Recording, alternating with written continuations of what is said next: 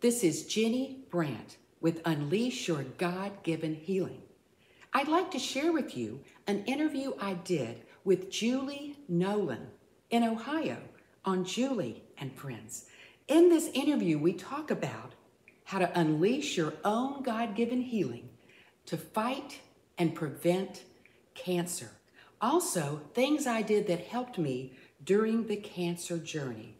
There are 2 parts to this video I actually filmed for 2 different interviews. So enjoy both of them. God bless. Author and cancer survivor Ginny Dent Brandt returns to share more of her amazing journey. What caused a health nut to contract a deadly and aggressive form of breast cancer? What she found may surprise and inspire you. I mean, you look back in Genesis 1:29 and he tells Adam and Eve, I've given you these foods, translated plants, for you to eat. Today, scientists can tell us every phytochemical that fights cancer and disease in those plants, every antioxidant. So what God could have said to Adam and Eve is, I've given you these plants, oh, by the way, for your healing.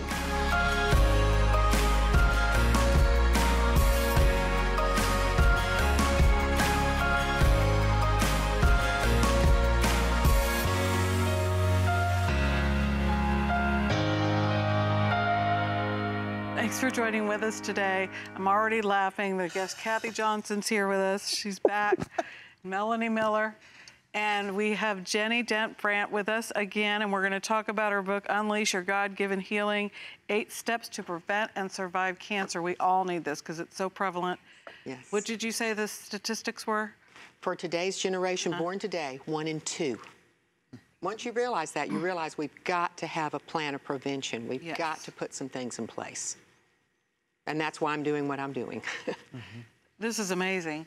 So, yeah, well, we were talking about Jenny being a model before. Yeah. And compared to what she was then, she thinks she's plus size now. I wish, right? Let me show you what plus size is. Yes, you're beautiful. gorgeous, but you've done everything. So we got to hear a lot of your story yesterday, and you found you have breast cancer, and your husband. We started to talk about what your husband went through at the time. Well, to be perfectly honest, it's just as tough on the caregiver as it is on the cancer patient. But the most important thing a caregiver does is support you in the journey. And when I didn't think I could go into a certain test that was difficult, hard to do, he would hold my hand. He literally held my hand while I'm in the MRI machine because I'm claustrophobic and I'm face down. And for 45 minutes, it sounds like machine guns are firing at you. And he's caressing my hand the entire time so that I would concentrate on that and not everything going around. But when you realize that the main thing someone needs in the cancer journey that, again, promotes healing and helps them get through it is someone to love them unconditionally and support them.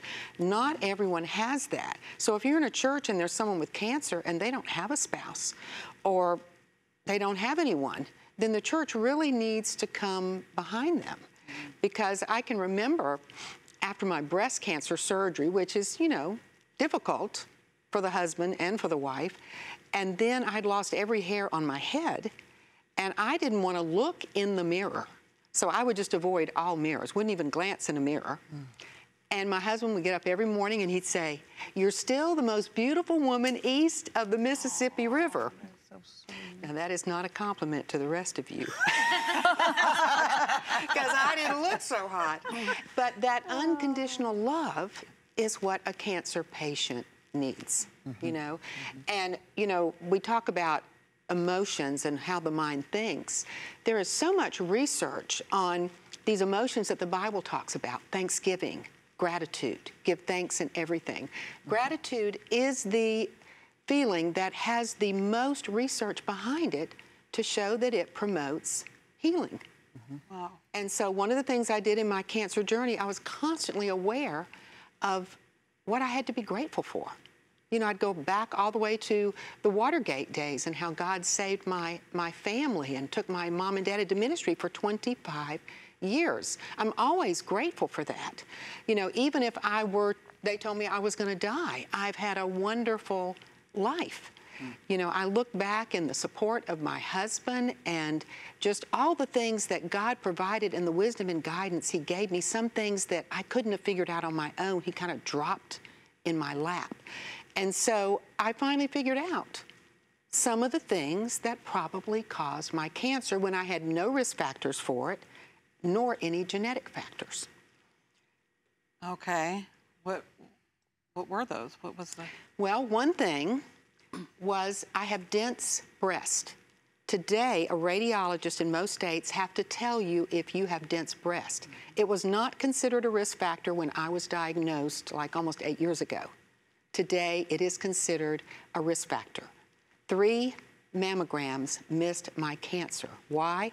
Because the dense breast tissue is white and the cancer tumor is white, and it's hard to differentiate between the two. So it makes it hard to detect early, number one. They don't know why, but they're sensing that it gives you a risk factor for getting breast cancer as well. But this has only come to light in the last few years. Wow. So another thing I discovered, and again, God dropped this in my lap, after I finished the chemotherapy, I went back to my regular doctor in Columbia, an integrative medical doctor, and she did some tests on my body because we knew I had high lead levels. And she did test again, and the lead was the same, but all the other levels were up because of the chemotherapy. And then she said, you have so many toxins in your body, you just need to get a sauna and detox or go to a sauna club. So no sauna clubs where we live, so we bought an in-home sauna. And before I started, the company called me and said, would you like to be in a clinical trial for our sauna to see how it works? And I said, sure, you'll let me know the progress I'm making. Well, they tested me before I began, and they found 15 other toxic chemicals in my body that I didn't know were in there. Like, And what were they? many of them were parabens, phthalates, endocrine-disrupting hormones, pesticides such as glyphosate, and one of the pesticides used in the Agent Orange pesticides that were used in Vietnam. Yes. Glyphosate and the Agent Orange pesticides were found at extremely high levels in my body. These are endocrine-disrupting chemicals, meaning they're xenoestrogens, and they mimic the role of estrogen in your body. So before I was diagnosed with cancer, I had my estrogen levels tested. They were fine. They weren't too high. So the cancer I got was estrogen fed. The doctors were just like, none of this makes any sense. When I got those test results back and took them to my doctors, they said, you didn't tell me that you served in Vietnam. I said, I didn't. I didn't serve in Vietnam. So, but all these chemicals are in my body. So part of my getting through the cancer journey and preventing recurrence was getting those toxic levels. So how did you get those in your body, right? Right. Okay, they're coming in through the water we drink. Oh, boy. Okay, all these chemicals are getting into the water table, and you don't expect your water company to be able to filter everything out because they would be a miracle worker if they did. You filter it at your own home, everyone. Everyone needs to look at this. And then it's coming in through the foods that we eat, the pesticides that are in a lot of the foods that we eat. It's coming in through the things we put on our skin. According to the EPA, toxin levels are higher inside our home than they are outside of our home. And it's because of the products we're cleaning our home with, which are toxins. It's what we're putting on our skin, okay, and all these cosmetics and personal care products. And what people don't realize is when you put something on your skin, 60 to 70% goes right into your bloodstream to circulate throughout your body without a liver to filter it. Oh, my. So that's how a lot of these things we're getting, probably with me, food, water, and through the personal care products and things I was using. So I just had to swap everything out and stop that flow of toxins into my body. Then there's the outside air, which we can't do anything about, but we can filter the inside air.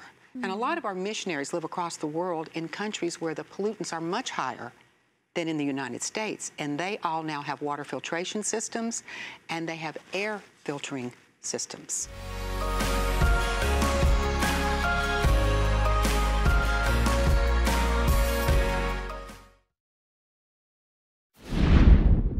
Let me ask you this. Now, you and your husband in the same environment for how many years? 47. 47, bless your heart. And were his levels off, or was it something about your body chemistry that absorbed more toxins than perhaps he did? Well, I wondered about that because when that clinical trial, my results came back, I said, can my husband be in the clinical trial? Because if I've got high toxic levels, he must too. And so he was in the clinical trial. They did his first test. He did not have, there's the, green zone, which is low, the yellow zone, which is caution, and the red hot zone. He had maybe 1 or 2 in the red zone, not 15 like me, and most of his were in the green, a little bit in the yellow. So he did not have the same toxic load that I had. And so the only thing I can figure is when you learn how you get rid of toxins is through sweat. He sweats when we're walking in the neighborhood. In the first 10 minutes, he's sweating. I don't sweat till we're about to get home an hour later. Listen, I had the funniest thing happen. My husband was trying to open up a pickle jar, and I'm standing there, and I'm looking at him. Sweat is pouring off of him. I'm like, dude, all you do is open the pickle jar. And I have to work an hour and a half to just get a gleam. So the rates, metabolic rates maybe have a lot to do with it? I don't know exactly what it is, but I think it's that he sweats more, and I do think that, I haven't checked this out yet, but that I might have some inherited genes where my body just doesn't detox as well. But again, detox is highly affected by hydration, exercise. So now, I watch those water levels like crazy. I make sure I get plenty of water every day because that helps you to detox. We're all exposed to chemicals. In my book, there's 3 pages. My husband calls it the highlight of my book, where I show you every chemical a woman comes into contact with in one given day, and it's about 75 chemicals. Oh my God. Wow. And many of them are endocrine disrupting chemicals not allowed in personal care products in Europe. So while we strive to be attractive, and kind of come up to standard with what we see out, so we're killing ourselves? Well, we are, because of what we put on our skin. So we need to start learning to read labels. Like, for example, the best moisturizer I can tell you to use is simply coconut oil, okay? On your skin, on your face. You might not want to do it in the morning. You could use jojoba oil or something else that's not as greasy. But the point is, there's nothing better than that, and there's absolutely no chemicals in it. So you need to learn to read. I have a blog, and that blog is at jennybrandt.com, and you can sign up to get a weekly update. And I'll show you like the 5 ingredients you don't want in your laundry detergent, because what you wash your clothes in cannot get totally rinsed out. And then when you put it on your skin and your skin breathes and you sweat, those chemicals can go into your body. So when you start looking at all these things, we are not doing some smart things. And I didn't know anything about this, of course, until I was diagnosed with cancer. My toxic levels are now, thank the Lord, low. But it's been hard work. But my biggest fear is that this cancer will come back. Anytime you have an aggressive cancer, the risk of it coming back, I am not promised tomorrow. I have been told that at the Cancer Center. But the point is, I don't worry about that because I put things into place to prevent that cancer from coming back. And one of those is lowering my toxic load and then eating foods that God has given all of us to help prevent cancer on an everyday basis. Food as medicine is powerful, and I never considered eating food as medicine until I was diagnosed with cancer and my life's on the line, you know? Well, So a lot learned from the School of Hard Knocks. There are chemicals that are allowed in our foods that other countries don't allow. Well, in our personal care products, in our foods, there are parts of Europe that do not allow glyphosate and the heavy pesticides. So yeah, and they don't put the both Grovine hormone in the milk. They will not allow milk from the United States to go into Europe because a lot of our cows are injected with the hormones. and then we're wondering why our young people seem like Amazons. I'm looking at high school kids. I'm like, they look like grown people because they're huge. And it could be partly why we're so overweight. Because if you give a growth hormone, that's supposed to make you bigger, right? Yeah, it fattens up the cow so you can get more meat, right, and makes them give more milk. So if you're putting that in our bodies, it's doing the same thing. You wonder, but I don't eat, things that come from cows that have been injected with that. So how did your diet change? Well, I went to eating more plants. The average American eats 2 to 3 fruits and vegetables a day, and they think that French fries is a healthy vegetable. It is not. Sorry. It's not. It's a potato. So what I did was I went from I had already upped it to 5 or 6 because this is good for whether you're preventing heart disease, dementia, Alzheimer's, which my father died from, all the diseases, even autoimmune disorders. You want to eat as many plants as possible. And so now we are getting 10 to 13 a day. Mm-hmm. And that is a big change from the average American of 2 to 3. I was already up to 5 to 6. That wasn't enough. And eating a lot of probiotic foods as well. But how you nourish your gut really determines how strong your immune system is. And when I realized that, I'm like, oh my goodness, this gut lining and what I put in it. What irritates it, I've got to avoid. What I put in it has got to nourish it because it's God's protective armor to protect me from disease. God designed the body to heal and repair on an everyday basis, but we're doing things that block it or suppress it from doing that. And how important is REM sleep in this whole... Oh, gosh. It is the bomb, let me tell you. While we're doing this interview, all of our bodies are performing miracles, and we're not even, a part of it. It's just happening, right? But when we get into REM and deep sleep, those miracles go up exponentially. That is where your body does its major heal and repair job and actually detects and kills cancer cells. And it's melatonin that goes off in deep sleep that helps your body to do that. So we never want to cut out sleep, to get more done. And that's a typical American way. Well, I can be more successful if I get 5 hours of sleep rather than 8. So the quality of sleep on a regular basis is key to keeping your immune system strong and the health of your entire body.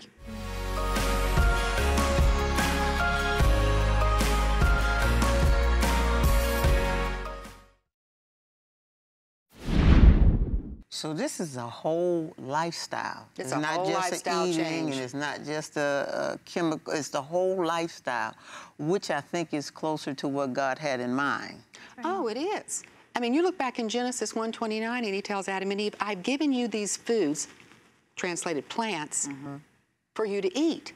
Today, scientists can tell us every phytochemical that fights cancer and disease in those plants, every antioxidant that, helps to get the radical oxygen and all the toxins down. They can tell us everything, and then fiber is there to feed our gut, to protect our lining. So what God could have said to Adam and Eve is, I've given you these plants, oh, by the way, for your healing and for your good health. He doesn't happen to say that, but now science proves what he said back then. They've added to it. Well, look at the evidence here. The plants God gave us promote healing. Right. What about this? What about our spiritual health? I have to believe that there is a connection with disease and illness in our body and stuff that maybe we harbor or we hold on to that we don't realize maybe has taken root in our life, whether it's unforgiveness or bitterness towards somebody in our life. I've read many books where it talks about there's definitely links potentially to cancer or different illness. Can you speak to that, or what are your... Yes, there is. Basically, all of the positive emotions that the Bible mentions, joy, love, hope, gratitude, prayer, meditation, all of these things promote healing in the body. When you have suppressed emotional trauma, unforgiveness, hatred, anger, it distracts your immune system when it goes on for a long period of time, so it's weakening your immune system, and that's what opens the door to many diseases, not just cancer. So one of the things that the American Cancer Society does not list these negative emotions and traumas as a risk factor, but almost every doctor, psychiatrist, psychologist, and medical researcher does. So to me, it is a risk factor, and I figured out what mine was. It was grief. For 15 years, I took care of all 4 parents, a father that died from Alzheimer's disease, 2 parents with cancer, and then 1 with heart disease. And that, watching them suffer, they all graduated to heaven. So, you know, we were happy with that. But the point is, you know, constantly watching them suffer and getting into a grief cycle I couldn't get out of suppressed my immune system. 15 years of it. But there's such a thing as good grief, though. When there you is. really work it's through good the for grief. you to work through the grief, and it's good for you to express your grief. But when it doesn't stop for 15 years, that would not be a good thing. Yeah. So it's the long-term grief, really long-term grief that Takes its toll. that the research shows can, you know, lower your white blood cell count. Well, that's not good. Right. So yeah, it is true. That's why I have 3 chapters on using your faith to manage your emotions. Who helped you through your grief since it was so long? Well, it was over by then. It was over by then. All the parents had passed, and I was just recovering from my mom's, and she had graduated to heaven. So, you know, I was able to get through that, but it was just that it was for so long was the problem. So by then, all of that was behind us, you know. So I was okay with that. I just had to concentrate on moving forward, you know, and using my faith to manage my emotions and trying to live the way that God wanted me to live. When I was at the cancer hospital, I did meet with their chaplain, and I said, I don't understand how a health nut like me got an aggressive and deadly cancer like this. And he said, Jenny, consider it a gift from God for you to help other people. Guess what I told him? I don't want the gift. No. Who would, right? That's right. That's And then I realized, as I learned more, that it was going to be a gift. When I realized that 1 in 2 people are getting cancer today, and people do not know these things that I've learned that help cause it, I said, you know, God is calling me to do this. It is going to be a gift. And I told that chaplain, he said, you could write a book about this. And I looked at him, I said, I will not write a book about this. He said, your next book will be about this. And the first words will be, this is the book I never wanted to write. Guess what the first words are? Go. Prophetic. So, yeah. Right. So, wait. This is your second book, right? Right. What's your first book? Finding True Freedom, From the White House to the World. Okay. And so, again, with your husband, when you're going through this and you had the grief, well, how was he perceiving or dealing with your situation? I mean, did he know that you were grieving? Did he try to? Oh, he knew I was grieving. I would cry all the way there to take care of my dad for the weekend and cry all the way back. Oh. And one of my sons wanted to put his arm around me and said, Mom, it's going to be okay. The other, his twin son, said, Mom, don't you think you've cried enough? But my husband never said that to me, but he just comforted me. When I look back, what I would have done differently is there are certain apps you can use with your cell phone to do deep breathing to help take that stress off of your body that is causing.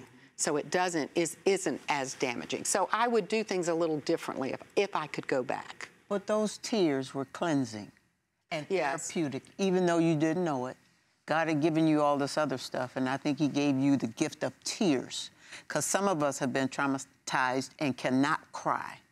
But releasing that Releasing in is tears, important. and with support is fantastic. Does your husband teach classes on this to other husbands? No, he doesn't. No.